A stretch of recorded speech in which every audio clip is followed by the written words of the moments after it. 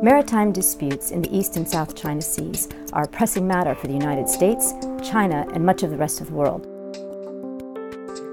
It is a region that is rich in natural resources, home to many of the world's most dynamic economies, and an important global trade route for energy supplies and other goods. It is also a region in which power politics are at play and defense budgets are rising rapidly.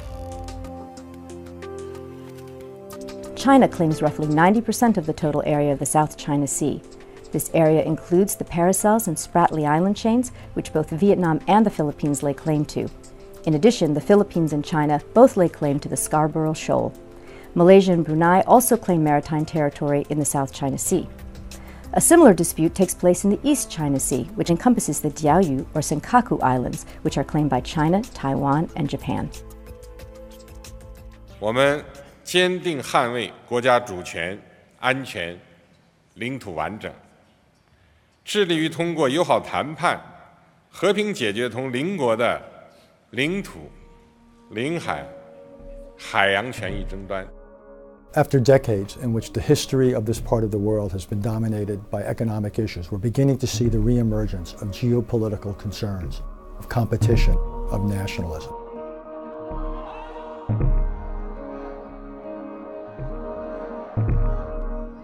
And the real question is, can the diplomacy of the Asia-Pacific region handle these new pressures? If we begin to see the tectonic plates really moving, the danger is that 21st century Asia could begin to go the way of 20th century Europe.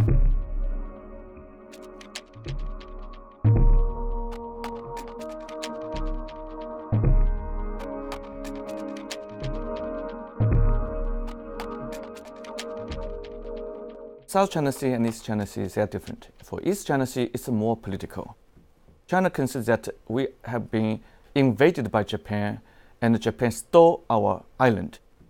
But for South China Sea, largely it's about economics, fishery, and seabed. It has something to do with China's sustainable development.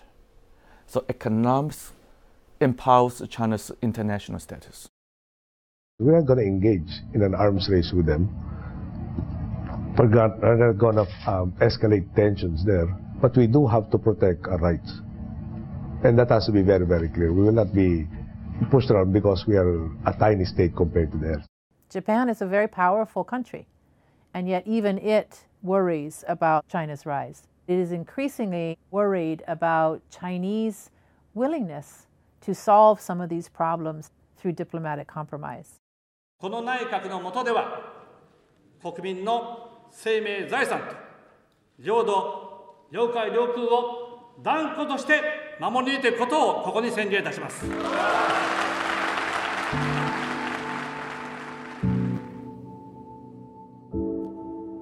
This escalatory path is very recent.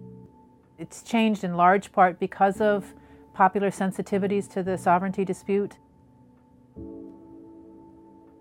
some political opportunism on the part of political leaders. But also now you see the Chinese maritime interests in the region are becoming much more active.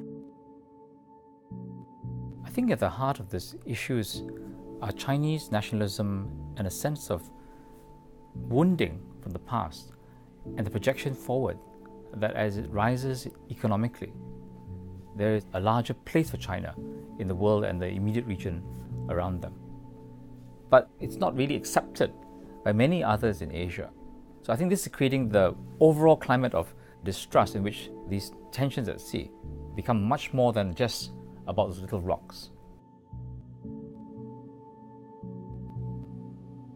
The United States is turning our attention to the vast potential of the Asia-Pacific region. The Asia-Pacific is critical to achieving my highest priority, and that's creating jobs and opportunity for the American people.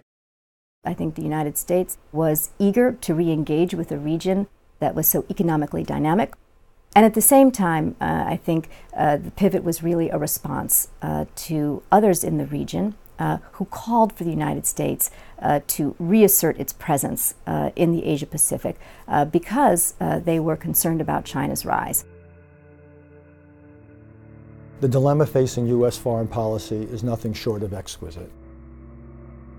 What we have to do is be sufficiently supportive of our friends and allies so they don't go their own way, but we can't be so supportive of them to give them a blank check, so to speak, so they actually then begin to act recklessly.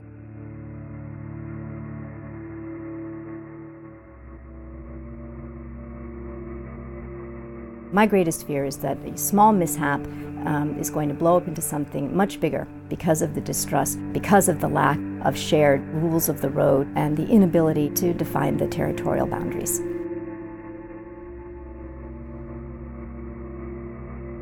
If there is a use of force between Japan and China, this could be all-out conflict between these two Asian giants. And as a treaty ally of Japan, will automatically involve the United States. There are a number of preventive measures that have been discussed for a number of years. Joint sharing of resources, fisheries or oil and gas, joint military exercises, a multilateral binding code of conduct, and then there's international arbitration.